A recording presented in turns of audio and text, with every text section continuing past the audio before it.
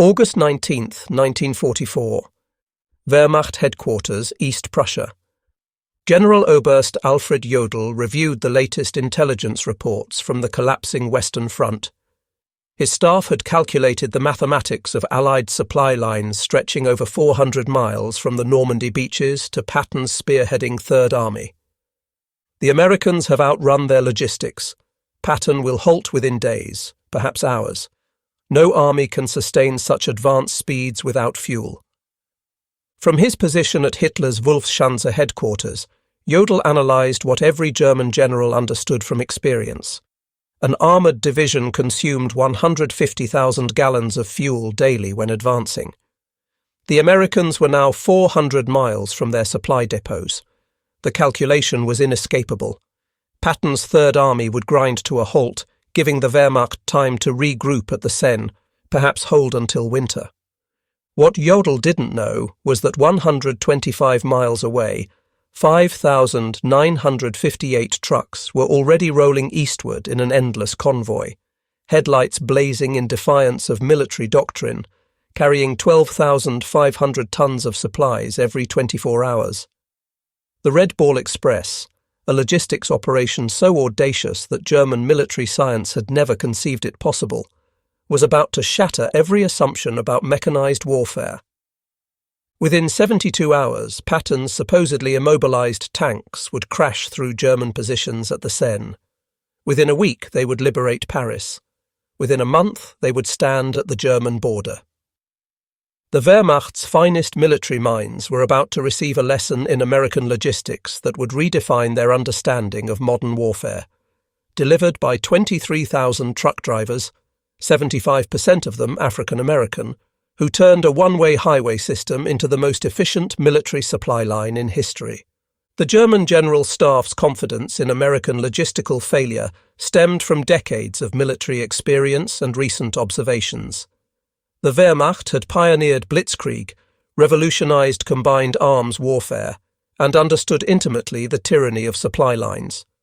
Their own campaigns had repeatedly stalled when logistics failed to keep pace with tactical success. In Russia, the Wehrmacht's advance had foundered not from Soviet resistance initially, but from the simple inability to supply forces across vast distances. German trucks broke down on Russian roads. Horse-drawn wagons, still 80% of German military transport, couldn't match the speed of panzer spearheads.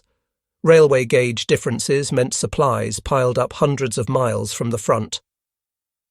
General der Panzertruppe Heinrich von Luttwitz, who would command 47 Panzer Corps from September 1944, had written in July, "The Americans face the same logistical impossibility we faced in Russia. Their mechanical advantage becomes a disadvantage. Machines require fuel, ammunition, parts. They have advanced 400 miles in 30 days. History teaches us what comes next: paralysis." German intelligence meticulously tracked American consumption rates. A single Sherman tank burned 0.5 miles per gallon on roads, far worse cross-country. An infantry division required 700 tons of supplies daily. An armoured division needed 1,000 tons. Patton commanded 12 divisions advancing on a 60-mile front. The mathematics seemed irrefutable. 12,000 tons daily, transported 400 miles from the beaches over damaged roads through a transportation network the Germans had systematically destroyed during their retreat. General Major Siegfried Westphal, who would become Chief of Staff to Field Marshal von Rundstedt in September, calculated on August 20th, "Even if the Americans possessed unlimited trucks, which they don't, and perfect roads, which they don't, and no mechanical failures, which is impossible, they still couldn't sustain Patton's advance more than another 48 hours. Physical laws cannot be violated, not even by American industry."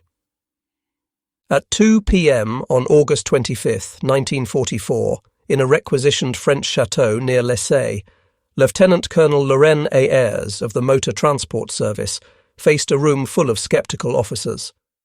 The math they presented was stark. Patton's Third Army was consuming supplies faster than any army in history, advancing at speeds that defied all logistical planning.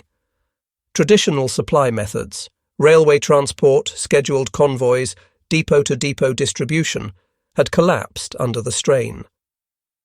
"Gentlemen," Ayres announced, "we're going to create a one-way highway from Cherbourg and the beaches to the front lines. Every vehicle will run 20 hours out of 24.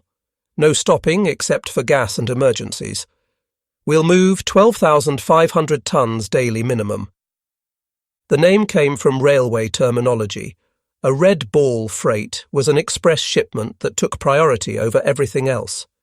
The Red Ball Express would operate on the same principle: absolute priority, no delays, no exceptions. The technical specifications defied German military doctrine. 2 parallel one-way highways, one for loaded trucks going forward, one for empties returning. 24-hour operations with headlights blazing, abandoning blackout discipline. No stop policy except for fuel and mechanical failure. 5-minute convoy intervals, maintaining 35 miles per hour average speed. Mobile maintenance units every 50 miles. MP checkpoints removing any vehicle below 25 miles per hour. Colonel Charles O. Thrasher, commanding the advanced section of ADSEC, Advanced Section Communications Zone, reviewed the projected numbers. "We need 140 truck companies, 5,958 vehicles minimum, operating at 90% availability. That's impossible by any logistics textbook ever written." Yet within 36 hours, the impossible was operational. On August 26, 1944, drivers from the 3916 Quartermaster Truck Company climbed into their GMC CCKW 2.5-ton trucks, nicknamed the Deuce and a Half, loaded with 105mm artillery shells bound for Pattons guns at Melun, 300 miles east. The demographic composition of the Red Ball Express would have stunned German racial theorists. Of the 23,000 drivers who would eventually operate the route, approximately 75% were African American soldiers, serving in a still segregated army.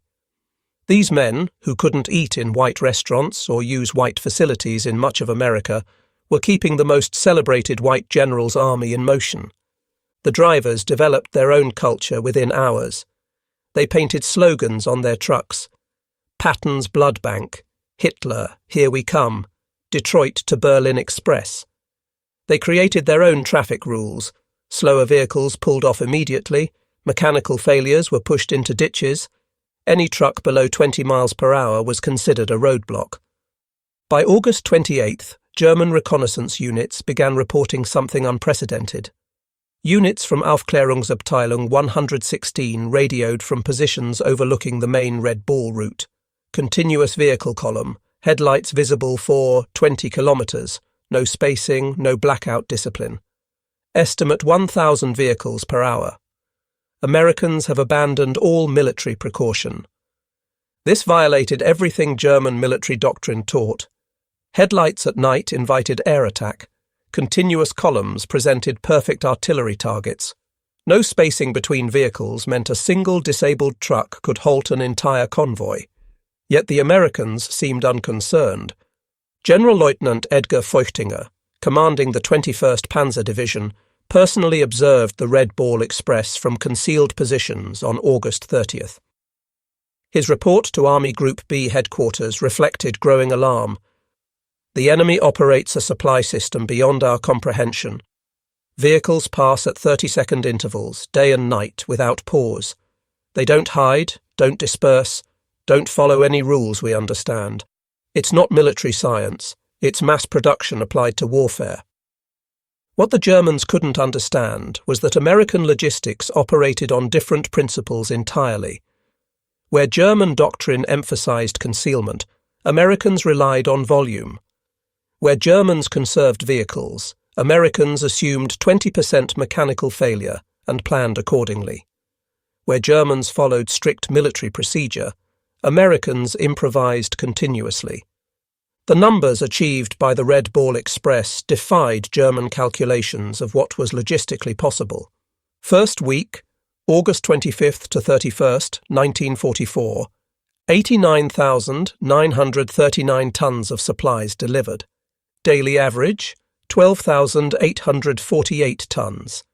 Round-trip distance, 686 miles. Vehicle rotations, 5,958 trucks, making 1.5 trips daily. Fuel consumed by the operation itself, 300,000 gallons. German logistics specialists captured these numbers from American documents and dismissed them as propaganda. But the numbers were real, and they were accelerating.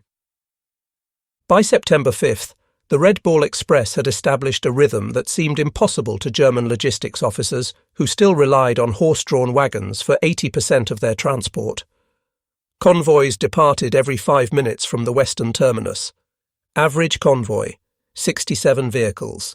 Load per vehicle, 5 tons standard, 7 tons frequent overload. Time to cover 350 miles one way, 14 hours average. Turnaround time at each end, 2 hours. Vehicles in constant motion, 5,000 at any given moment. The Red Ball Express generated innovations hourly as drivers and mechanics solved problems German military science considered insurmountable. When trucks broke down, approximately 1,800 daily, mobile maintenance units performed repairs on the roadside. Mechanics developed a triage system, 15 minutes to fix or push it off the road. Parts were cannibalized from vehicles deemed unrepairable. Engines were swapped in 45 minutes using mobile cranes. When the designated Red Ball route became congested, drivers created alternate paths. They commandeered French buses to move personnel and free up trucks for cargo. They borrowed German vehicles, painting them olive drab and pressing them into service. They built bypasses around destroyed bridges, using rubble from bombed buildings as roadbed. The Germans, observing this chaos that somehow produced order, couldn't comprehend it. German logistics doctrine emphasized careful planning, maintenance schedules, and proper procedures. The Americans violated every principle, yet their system accelerated rather than collapsed. The most stunning revelation for German observers was American fuel management. The Red Ball Express consumed 300,000 gallons of gasoline daily just for its own operations, more than many German armies received for all purposes. Yet fuel never ran short. The Americans had created a parallel marvel, Operation Pluto, pipelines under the ocean, laying fuel pipelines across the English Channel. By September 1944, fuel flowed through underwater pipes German intelligence hadn't even detected. Forward fuel dumps were established every 25 miles along the Red Ball route. Tanker trucks ran their own parallel convoy system, ensuring no vehicle waited more than 10 minutes for refueling. General Major Walter Warlimont observed from aerial reconnaissance photographs, "The Americans have fuel dumps larger than our entire strategic reserves. They burn more gasoline moving gasoline than we allocate to entire panzer divisions. This isn't war as we understand it.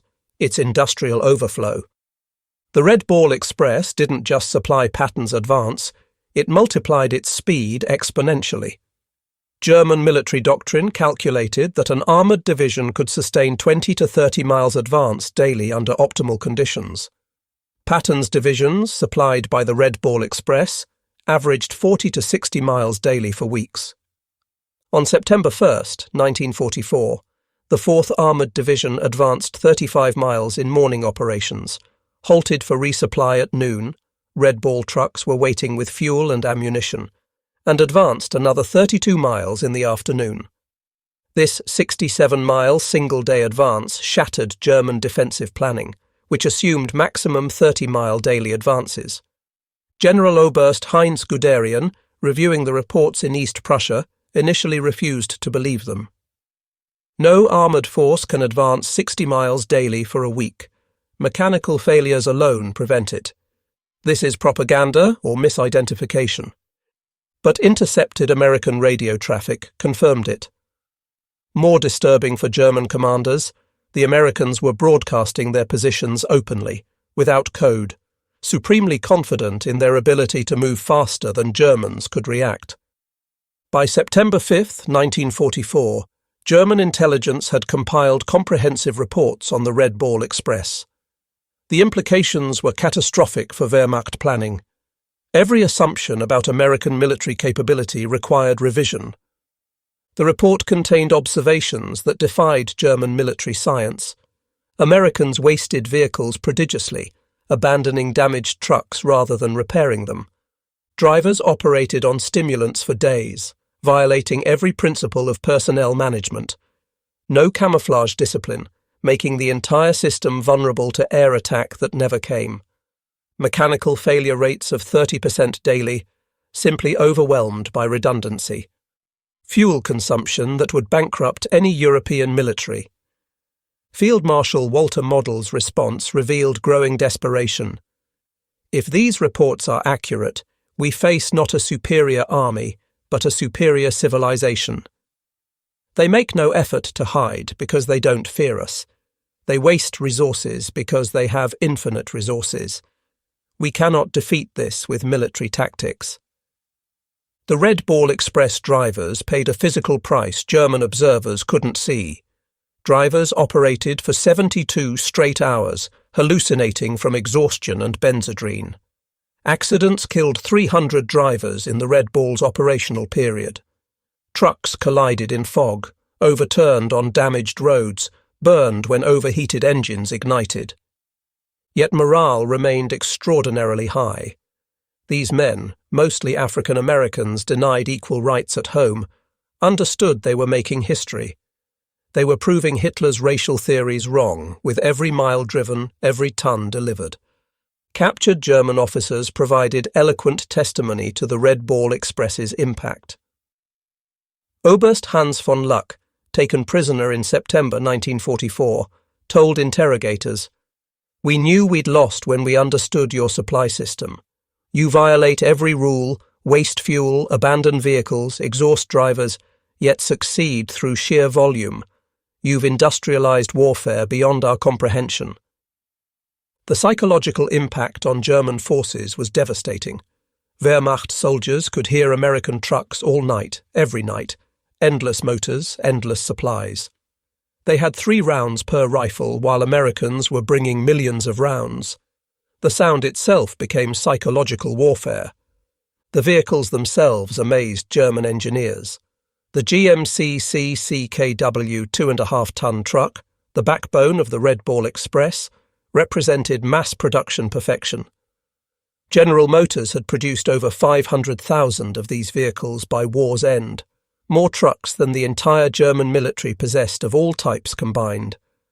The trucks featured innovations Germans hadn't implemented: all-wheel drive as standard, not exception. Automatic tyre inflation systems, waterproofing that allowed 30-inch fording, engines that ran on low-quality fuel without modification, heaters that actually worked in winter. More stunning was American maintenance philosophy. Where Germans rebuilt engines, Americans replaced them. Where Germans rationed parts, Americans discarded entire vehicles for minor problems. Where Germans had master mechanics, Americans had thousands of competent mechanics who could perform 80% of repairs. As the front moved east, the Red Ball Express adapted with speed that stunned German planning officers accustomed to weeks of preparation for major logistics changes. When the original route to Chartres became insufficient, Americans created Red Ball Express extensions overnight. White Ball Express, Rouen to Paris. Green Diamond, Cherbourg to railroad transfer points. Red Lion, Bayeux to Brussels. A BC, Antwerp, Brussels, Charleroi. Each new route was operational within 48 hours of conception. German staff officers required weeks to plan similar operations.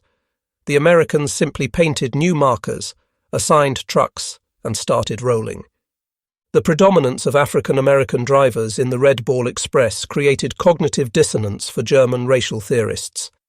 Nazi ideology declared blacks inferior, incapable of technical tasks, lacking initiative. Yet these drivers were performing logistics miracles that German forces couldn't match. The African-American soldiers understood the irony. They knew what the Nazis thought of them, which made them drive even harder. Every mile they drove proved Hitler wrong. They were fighting racism with truck keys, defeating Nazi ideology through superior performance. Some German prisoners, forced to load Red Ball trucks as labourers, found their worldview shattered by working alongside African-American sergeants who calculated weight distributions faster than German engineers, who spoke better English than German English instructors, who treated prisoners fairly despite everything Nazi propaganda had told them about racial behaviour. The Red Ball Express required infrastructure Germans deemed impossible to create under combat conditions. Engineers built or reinforced 40 bridges, created 15 major fuel depots, established 26 maintenance stations, and constructed 8 temporary cities for drivers, all while the operation was running. The bridge at Mante had been destroyed by German engineers specifically to halt American logistics. The Wehrmacht calculated replacement would require 6 weeks minimum. American engineers built a temporary bridge in 14 hours, while Red Ball convoys detoured only 8 miles on hastily bulldozed bypass roads. German engineers observed American construction methods with amazement. No planning meetings, no detailed blueprints, just immediate action. They built faster than Germans could destroy, created infrastructure that appeared overnight in French fields. One Red Ball Express achievement particularly stunned German artillery officers: ammunition supply rates that exceeded their highest theoretical calculations. American artillery units fired without restriction, a luxury no German unit had enjoyed since 1942. During the reduction of Metz fortifications in September 1944, the XX Corps artillery fired 100,000 rounds in 24 hours. The Red Ball Express delivered every round, plus 20% surplus. German artillery defending Metz was rationed to 50 rounds per gun per day. The disparity was overwhelming. American guns fired continuously for hours, while German artillery officers calculated that such bombardments required 50 truckloads of ammunition per hour. The Red Ball provided it without pause. The Red Ball Express consumed vehicles at rates that would have paralysed any other military. By late September, mechanical attrition reached staggering proportions: average vehicle life, 10,000 miles, normal, 30,000. Daily deadline rate, 30% of all vehicles. Engines replaced, 500 weekly. Tyres consumed, 10,000 weekly. Total vehicles destroyed or abandoned, 5,000 plus. Yet the operation never slowed. American production had anticipated such losses. Ships arrived weekly at French ports carrying hundreds of new trucks. Replacement drivers were trained in 2 days and thrown into convoys. German calculations showed Americans destroying more trucks weekly than the Wehrmacht possessed in France. Yet their transport capacity increased rather than decreased. They had achieved something Germans thought impossible: logistics faster than consumption. French civilians along the Red Ball route witnessed American abundance that contradicted years of German occupation scarcity. The psychological impact on occupied populations was immediate and profound. The Red Ball Express drivers, particularly African Americans, often shared their rations with French civilians despite regulations. Every stop, children would gather, and drivers would give them chocolate, cigarettes, soap. The contrast with German occupation was stark. Americans gave away casually what Germans had rationed strictly. German intelligence reported the propaganda impact. French civilians now believe American victory inevitable. They cite the truck convoys as proof. Resistance activity has increased 400% along Red Ball routes. The population that accepted our occupation now actively opposes it. In early September 1944, the Red Ball Express faced its greatest challenge. Patton's Third Army had advanced so far that even the Red Ball struggled to maintain supply rates. The round trip now exceeded 700 miles. Drivers were collapsing, vehicles were disintegrating. German intelligence detected the strain. General der Panzertruppe Hasso von Manteuffel reported September 8th. American supply lines show signs of collapse. Convoy intervals have increased from 5 to 15 minutes. Vehicle speed has decreased. This is our opportunity. But American adaptability again surprised the Germans. Within 72 hours, the Red Ball Express reorganized. Created intermediate transfer points, cutting individual runs to 350 miles. Implemented driver rotation systems. Established forward maintenance bases. Doubled the number of assigned vehicles. By September 12th, tonnage delivery had actually increased. The crisis that should have halted Patton only made the system stronger.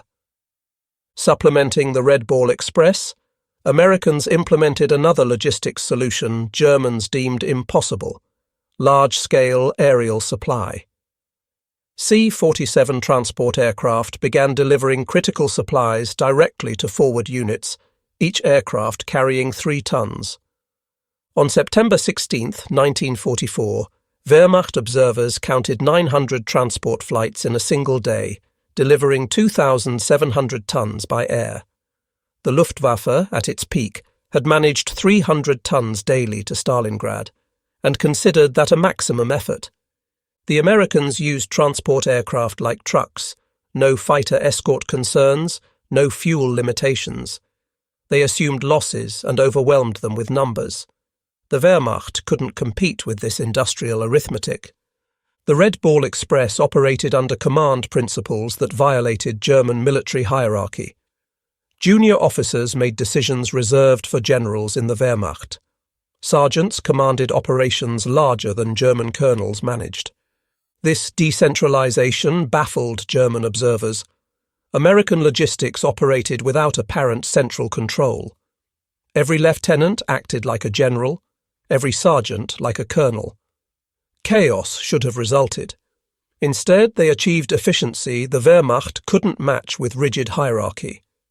By October 1944, advancing railheads began to reduce Red Ball Express requirements.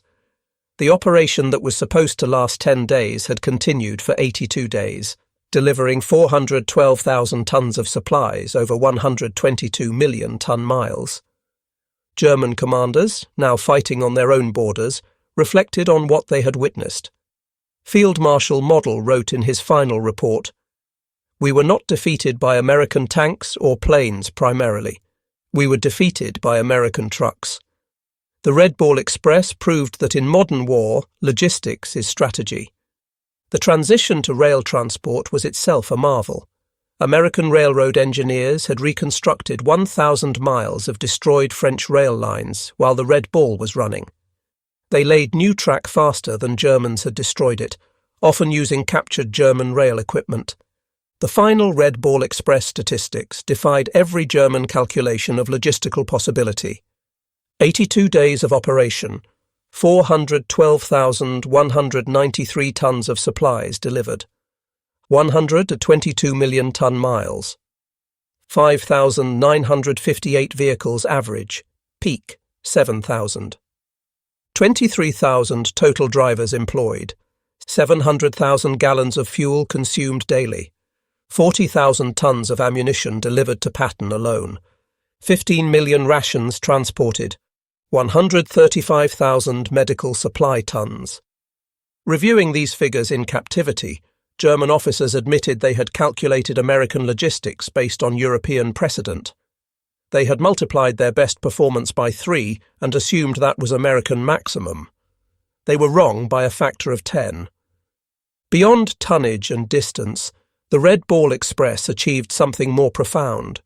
It destroyed German faith in their own military superiority.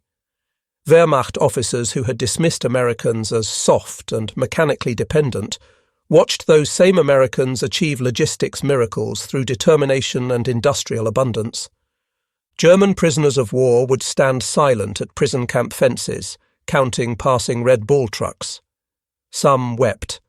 They understood what it meant, not just that Americans could supply their armies, but that they could waste more than Germans could produce. They were watching their worldview collapse, one truck at a time. The Red Ball Express forced an unexpected racial reckoning within the American military itself. The operation's success depended overwhelmingly on African American soldiers who were still segregated, denied equal treatment, and barred from combat roles. General Eisenhower, visiting Red Ball operations in September 1944, witnessed the contradiction firsthand. His aide, Captain Harry Butcher, recorded, "The general stood watching coloured drivers who'd been at it for 20 hours straight. He said, 'These men are winning the war as surely as any infantry. We need to reconsider many things.'"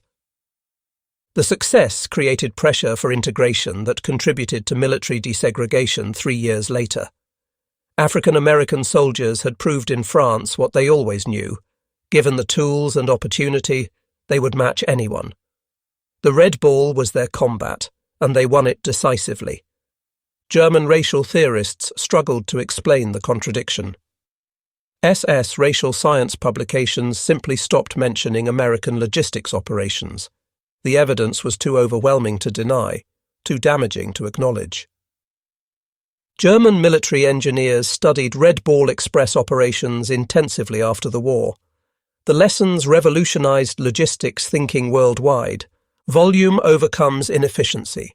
Mechanical redundancy eliminates vulnerability. Decentralized execution enables speed. Standardization multiplies capability. Human endurance has limits, but they're higher than assumed. General Franz Halder, former chief of the German General Staff, wrote in 1950, "The Red Ball Express proved logistics determines strategy, not vice versa. Americans understood this. We learned it too late." Among the 23,000 Red Ball drivers, individual stories of heroism emerged that Germans found incomprehensible within their military framework. These were verified accounts from military records. Corporal John L. Houston drove continuously for 48 hours, delivering ammunition to the 2nd Armoured Division at Cambrai, falling asleep at the wheel 3 times but continuing after being revived by other drivers. Private Booker T. Washington's truck caught fire from overheated brakes while carrying medical supplies. Instead of abandoning it as procedure required, he drove the burning vehicle 2 miles to a field hospital, jumping out as flames reached the cab. The supplies saved wounded soldiers from both armies. These stories, multiplied thousands of times, revealed American military culture to observing Germans, individual initiative, calculated risk-taking, and mission accomplishment over regulatory compliance. Desperately, German forces attempted to create their own version of the Red Ball Express in late 1944. Operation Greif during the Battle of the Bulge included plans for captured American trucks to create German supply lines. The effort failed immediately. German drivers couldn't maintain American speeds.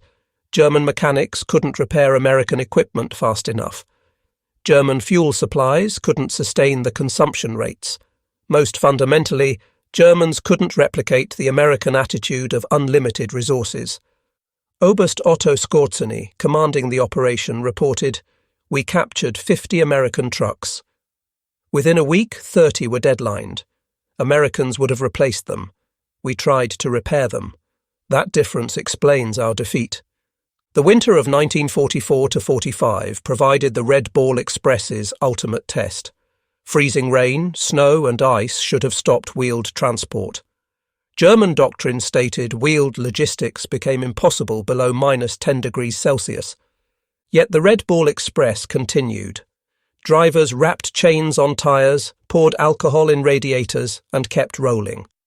Speeds dropped from 35 to 15 miles per hour, but tonnage delivery continued. German observers reported ice-covered convoys moving through blizzards that had stopped panzer divisions. The Americans had created a logistics system that functioned regardless of weather, terrain, or enemy action. It wasn't elegant or efficient by German standards, but it was unstoppable. In May 1945, captured German logistics officers were required to study Red Ball Express operations for historical records. Their conclusions were unanimous and devastating to German military pride. General der Infanterie Friedrich Schulz summarized, The Red Ball Express represents warfare we never imagined. Americans created a temporary civilization, thousands of men, thousands of vehicles, millions of tons of supplies, that existed only to feed armies, then dissolved when no longer needed. We built permanent infrastructure over years. They created superior temporary systems in days. The most insightful analysis came from General Oberst Heinz Guderian, father of German armoured warfare. We invented blitzkrieg but never solved its fundamental limitation, logistics. Americans solved it through industrial excess we deemed impossible. The Red Ball Express was not a supply line, but a flowing river of material that drowned our forces. The Red Ball Express cost the United States approximately $100 million in 1944 dollars. Vehicles destroyed, fuel consumed, roads destroyed, French claims for damage. German staff officers, accustomed to managing scarcity, found the figure incomprehensible, yet Americans considered it cheap. The operation enabled the capture of 400,000 German soldiers, the liberation of France, Belgium and Luxembourg, and shortened the war by an estimated 6 months. Each day of war cost America $250 million. The Red Ball Express paid for itself in a single day of shortened conflict. Lieutenant General John C. H. Lee, commanding logistics for the European theatre, stated, "We wore out 5,000 trucks and 23,000 men to destroy the German army in France. In any previous war, that would be catastrophic losses. In American industrial war, it's acceptable overhead." An unexpected consequence of the Red Ball Express was the revolutionary impact on post-war civilian logistics. Thousands of drivers returned to America with experience operating the world's largest transportation network. These veterans founded trucking companies, designed interstate highways, and created the modern American logistics industry. Companies like Yellow Freight, Roadway, and Consolidated Freightways were started by Red Ball veterans who applied military logistics to civilian commerce.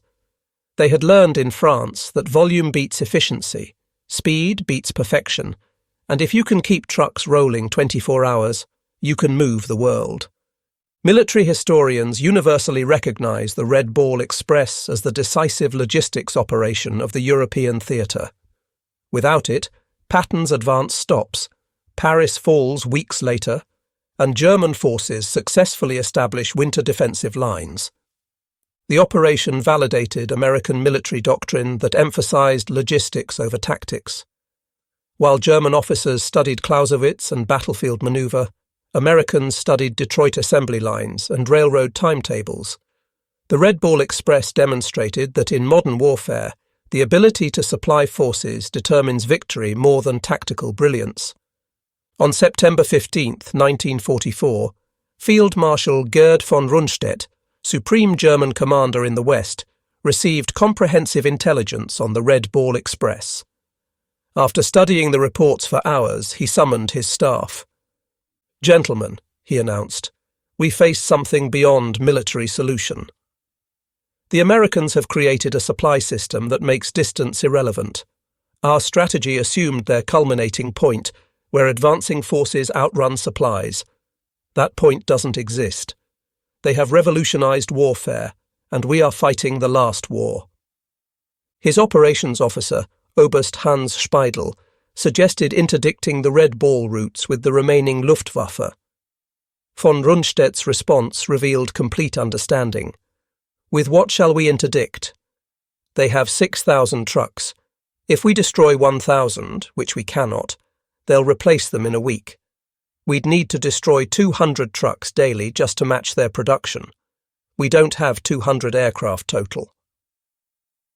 Behind the statistics were human stories that revealed American character to German observers. Drivers who hadn't slept for 3 days refusing relief because their trucks might not make it through. Mechanics working in freezing rain to keep convoys rolling. Teenagers lying about their age to drive trucks. Such stories, multiplied throughout the operation, created a mythology that demoralized German forces.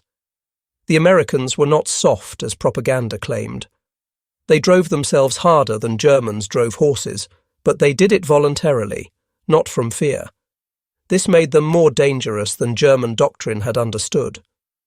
The Red Ball Express became unintentional propaganda more powerful than any planned operation. German soldiers could hear the convoys at night, endless streams of motors that never stopped. The sound itself became psychological warfare. German units reported hearing ghost convoys that demoralized troops as effectively as actual logistics. The knowledge that Americans had unlimited supplies while Germans rationed their last ammunition created despair that undermined combat effectiveness. American psychological warfare units recognized the impact. They began broadcasting truck engine sounds toward German lines when actual convoys weren't present. German units reported these phantom convoys as real, demonstrating the psychological damage the Red Ball Express had inflicted. In November 1944, with rail lines partially restored, the Red Ball Express was officially discontinued. But its methods had revolutionized military logistics permanently. The concept of continuous, high-volume, wasteful but effective supply became American military doctrine. The final innovation was the speed of dissolution.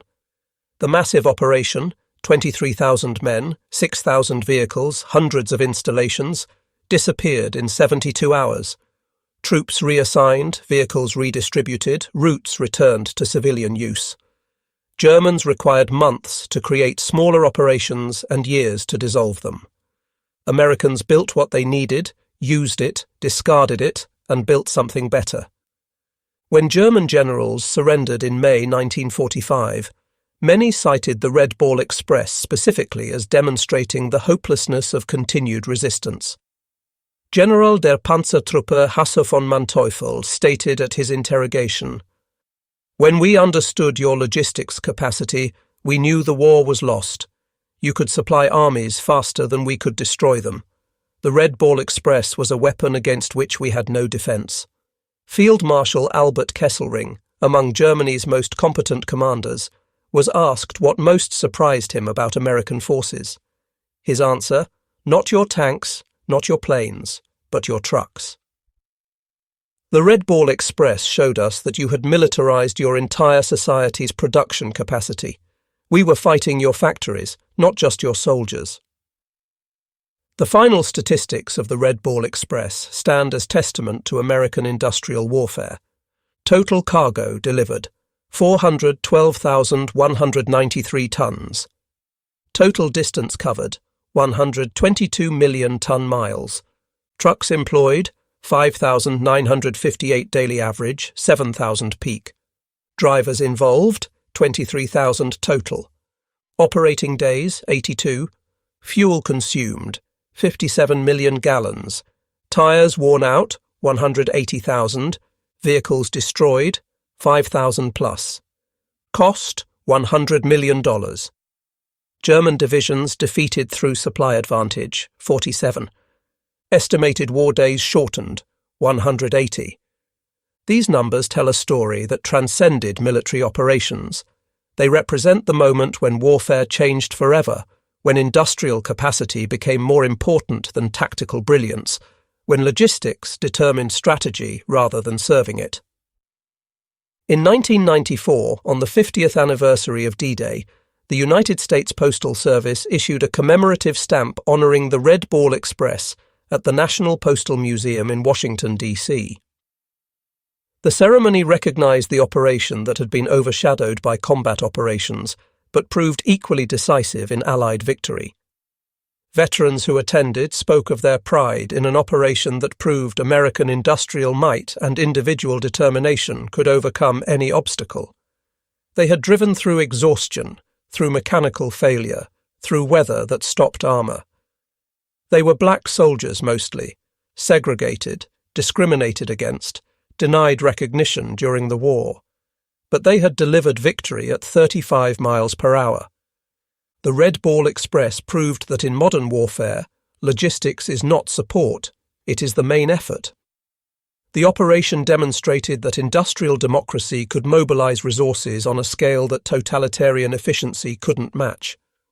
German generals who had laughed at American logistics were silenced by 6,000 trucks delivering 12,500 tons daily across 700 miles of liberated France. They had assumed Americans would follow European precedent, conserve resources, advance cautiously. Instead, Americans created a logistics tsunami that drowned German forces in Allied abundance. The operation's success came not from military genius, but from American characteristics Germans never understood: industrial excess, mechanical aptitude, improvisational skill, and most importantly, the initiative of individual soldiers who made independent decisions that in the Wehrmacht would require field marshal approval. In his memoirs, General George S. Patton, whose Third Army was the primary beneficiary of the Red Ball Express, wrote the ultimate tribute. The truck drivers of the Red Ball Express deserved as much credit for the defeat of Germany as any combat unit. They drove through exhaustion, through mechanical failure, through weather that stopped armour. Without them, the Third Army doesn't move. Without movement, we don't win. They were black soldiers mostly, segregated, discriminated against, denied recognition. But they won the war as surely as any rifleman. History must record this truth. That truth stands as the final testament to the Red Ball Express. 23,000 mostly African-American drivers, operating 6,000 trucks on a one-way highway to victory, achieved what German military science declared impossible. They supplied advancing armies faster than physics should allow, maintained tempo beyond human endurance, and proved that in modern warfare, the side with the most trucks beats the side with the best tactics. The German generals had laughed at American logistics, dismissing it as wasteful, undisciplined, impossible to sustain.